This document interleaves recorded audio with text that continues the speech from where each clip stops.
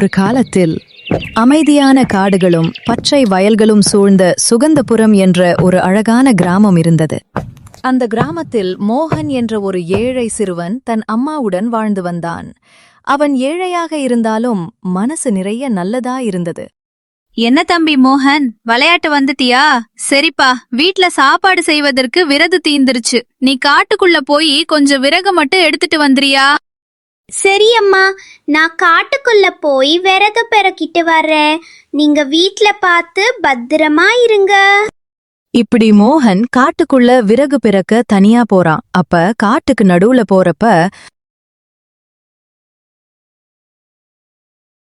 என்ன இது, காட்டுக்கு நடுப்பகுதி வரை வந்துட்டா, ஒரு விறகு கூட காணோமே. இன்னும் கொஞ்சம் தூரம் போய் பாப்போம். காட்டுக்கு நடுவுல வந்து உந்த ஒரு மிகப்பெரிய ஆலமரம் ஒன்னு இருந்துச்சு. அந்த ஆலமரத்துக்கு அடியில ஒரு புறா பறக்க முடியாம கால்ல ஏதோ அடிபட்டிருந்துச்சு. இத பார்த்த மோகன் அந்த புறாவ கிட்ட போய், அச்சோ, புறாவுக்கு அடிபட்டு இருக்கும் போலையே. இப்படியே விட்டுட்டு போனா இது இறந்து போயிடுமே.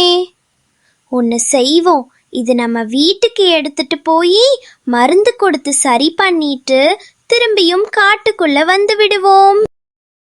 என்னப்பா மோகன், விறகு எடுக்க காட்டுக்குள்ள போன, இப்ப புறாவை தூக்கிட்டு வந்திருக்க, என்ன விஷயம்?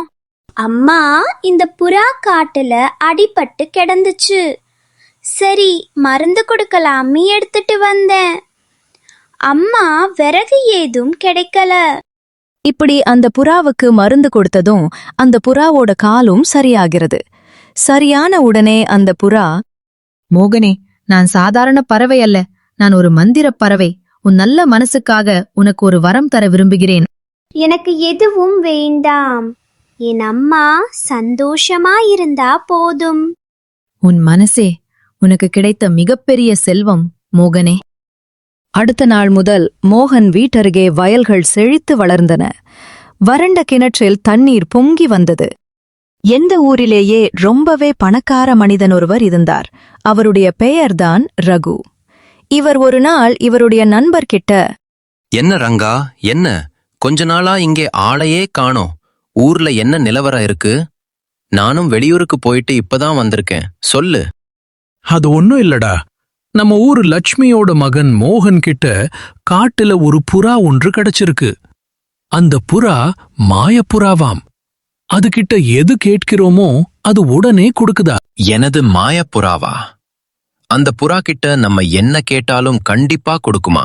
ஆமாண்டா, நம்ம என்ன கேட்டாலும் அந்த புறா கொடுக்கறதுனே ஊர்ல சில பேர் பேசிக்கிட்டாங்க. நானும் அந்த புறாவை நேர்ல பாத்திருக்கேன். ஆனா அது கிட்ட எதுவும் கேட்டதில்ல. அந்த பையன்கிட்ட தான் இருக்கும். ஓஹோ, தங்க முட்டை விடுற வாத்து அந்த சின்ன பையன் கையில இருக்கா? அதை எப்படினாலும் நம்ம கைப்பத்தி நம்ம பொன்னும் பொருளும் அதுகிட்ட நிறையவே கேட்டு இதை விட பல மடங்கு பணக்காரனா ஆயிடலாமே.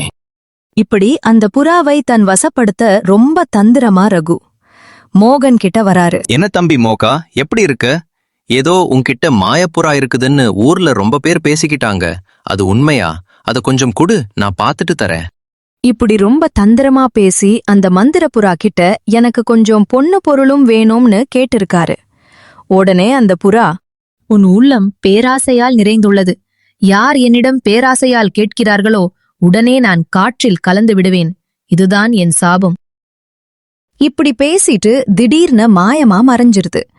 அதே மாதிரி ரகுவோட வீடும் சொத்து பத்து எல்லாமே திடீர்னு மாயமா மறைஞ்சிருது.